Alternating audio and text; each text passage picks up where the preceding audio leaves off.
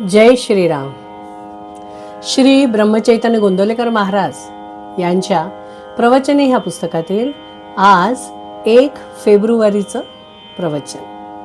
आज आपल्याला प्रवचन वाचून जवळजवळ 1 महिना झाला आहे आणि या 1 महिन्यामध्ये माझ्या हे लक्षात आलेलं आहे की देहबुद्धी विसरून जेव्हा खऱ्या अर्थाने आपण नामस्मरण करायला लागू तेव्हा महाराज आपल्या सोबतच आहेत अशी प्रचिती आपल्याला नक्कीच येईल. देहबुद्धीच्या विस्मरणाकरिता नाम. आपली आपल्याला ओळख करून घ्यायला नामस्मरण हाच उपाय आहे. परमेश्वराचा अंश प्राणी मात्रांच्या ठिकाणी आहे खरा, पण हे जाण्याची बुद्धी मात्र मनुष्य प्राण्याच्याच ठिकाणी आहे. पण त्याची अधोगती कशी होत आहे ते पहा. जीव मुळात परमेश्वर स्वरूपच असल्याने प्रथम तो म्हणतो मी तो म्हणजे परमेश्वरच आहे.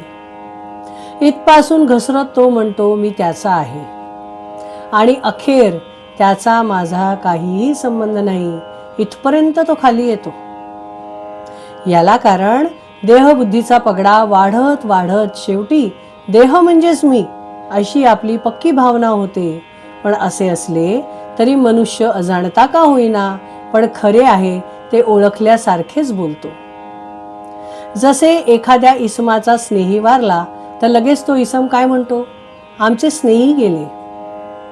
याचाच अर्थ समोर असलेल्या देहाला तो स्नेहीच समजत नसून त्यात असणाऱ्या चैतन्याला, ईश्वरी अंशाला तो खऱ्या अर्थाने आपला मित्र समजतो. म्हणजे अजाणता का होईना पण खरे तेच त्याच्या तोंडून बाहेर पडते. असे असले तरी स्वतःच्या बाबतीत मात्र तो ही जाणीव कायम राखीत नाही आणि आपण म्हणजे देहच असे समजून तो वागत असतो. याला कारण ज्याचा खरा मी आहे त्याचा विसर पडून देहबुद्धी बळकट होत गेली. आता याला उपाय हाच की ज्या मार्गाने मी खाली घसरत आलो त्याच मार्गाने उलट वर येणे.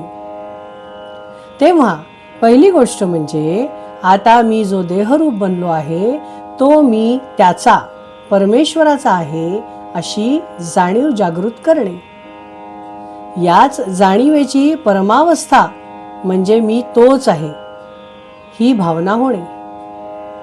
हे कसे साधावे तर ज्याच्या विस्मरणाने माझी ही अधोगती झाली आहे त्याचे स्मरण करणे.